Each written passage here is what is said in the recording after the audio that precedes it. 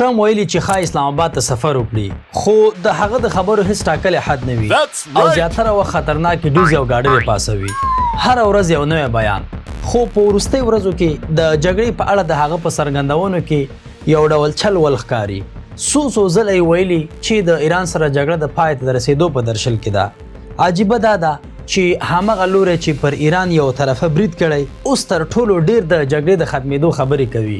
خو پوښتنه دا ده چې ایران اووم د اپریل څخه تر 22 د اپریل پورې دا اوربند څنګه په خپله ګټه کاروي. ګورئ، ایران له 1999 کال راهیسې تر بندیزونو لاندې دی.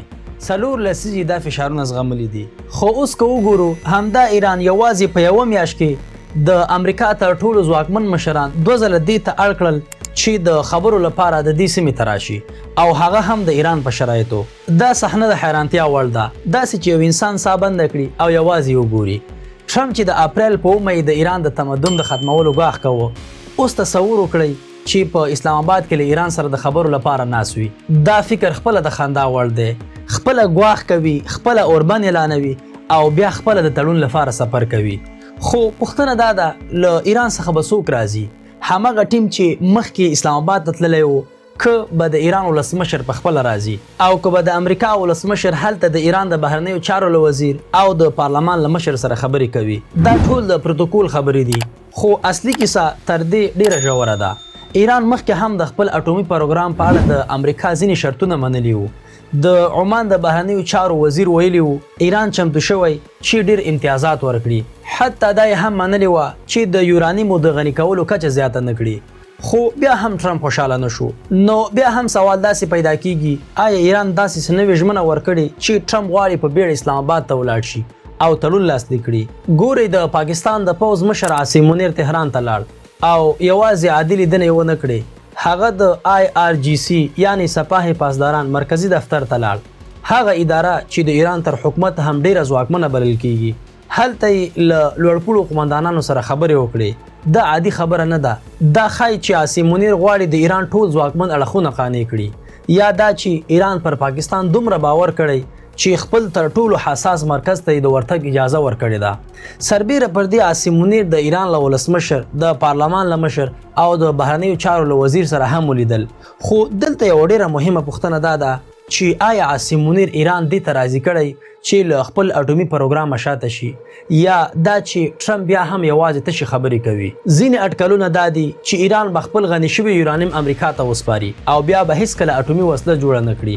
خو تر اوسه دا یوازې خبرې دي، رسمي تایید نشته.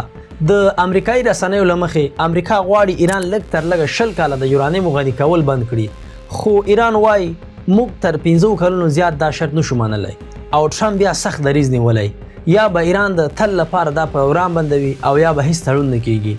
نو ښکاري چې ټوله لانجه همدلته بنده پاتې ده. اوس یو بله مهمه خبره دا ده چې د اپریل 22 نیټه د اوربند د پای ته د رسېدو نیټه بلل کیږي. ممکن یو لنډمهاله تړون وشي تر څو اوربند وغځول شي. که داسې وشي نو د ټرمپ اسلام آباد سفر هم شکمن کیږي، یا ښایي ټرمپ یوازې دا پیغام ورکوي موږ خبرو ته چمتو یو، تاسو هم لږ نرم شئ. بل اړخ ته امریکا په منځني ختیځ کې خپل ځواکونه زیاتوي. 10,000 نور عسکر استول شوي، جنگي بیړۍ ځای پر ځای شوي دي. دا د جګړې تیاری ښکاري. خو تر اوسه ټرمپ د ځمکنۍ حملې جرأت نه دی کړی. سره له دې ټولو فشارونو ایران نه ویریږي، نه شاته کیږي او نه هم د امریکا مخې ته ټیټیږي، بلکې هم مهاله جګړه هم پر مخ وړي، خبرې هم کوي او خپل आवाज هم نړۍ ته رسوي. خو تازه بیا ټرمپ ویلي که تر چهارشنبې ورځې د امریکا او ایران ترمنځ کومه هوکړه ونه شي، ښایي امریکا بیرته د بمباریو په ګډون پوځي بریدونه پیل کړي. همداراز ټرمپ ویلي تر څو چې اوږدمهاله توافق ترلاسه نه شي، د ایران پر بندرونو به سمندري محاصره دوام ولري.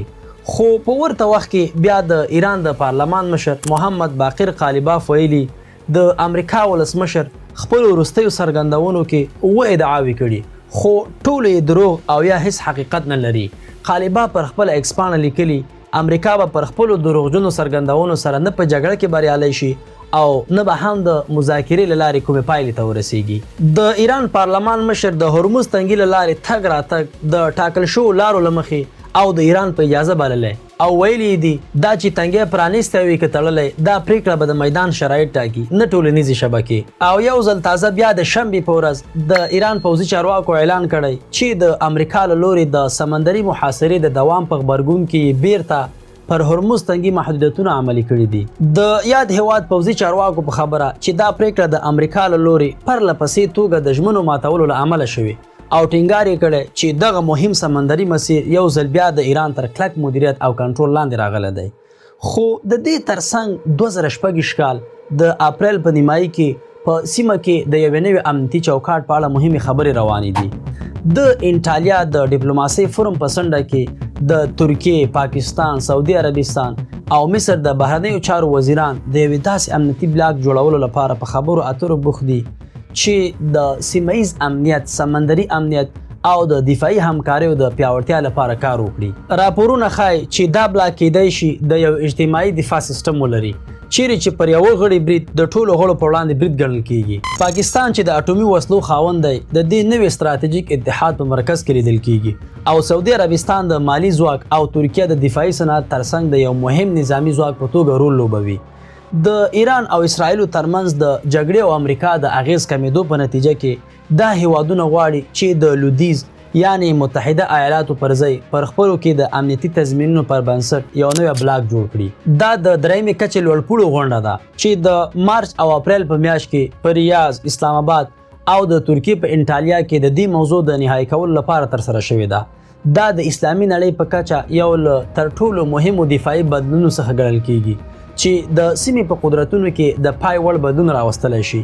یعنی په خلاصه ډول داسې ویلی شو چې پاکستان ورځ تر بلې د نړیوال سیاست په مرکز بدلیږي. راپورونه وایي چې پاکستان، مصر، سعودي عربستان او ترکیه د یو داسې امنیتي اتحاد پر جوړولو کار کوي چې د ناټو په څیر وي، یعنی یو نوی بلاک جوړیږي او پاکستان د هغې په مرکز کې ولاړ دی.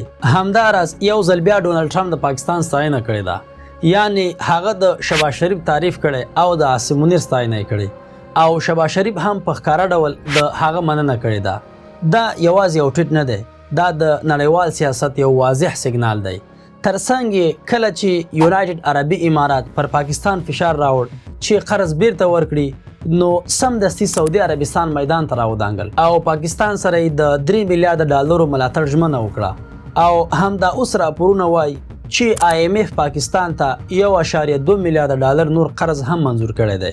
نو اوس ټولې نښې دا ښایي پاکستان دا مهال د نړیوالې ډیپلوماسۍ په مرکز کې دی.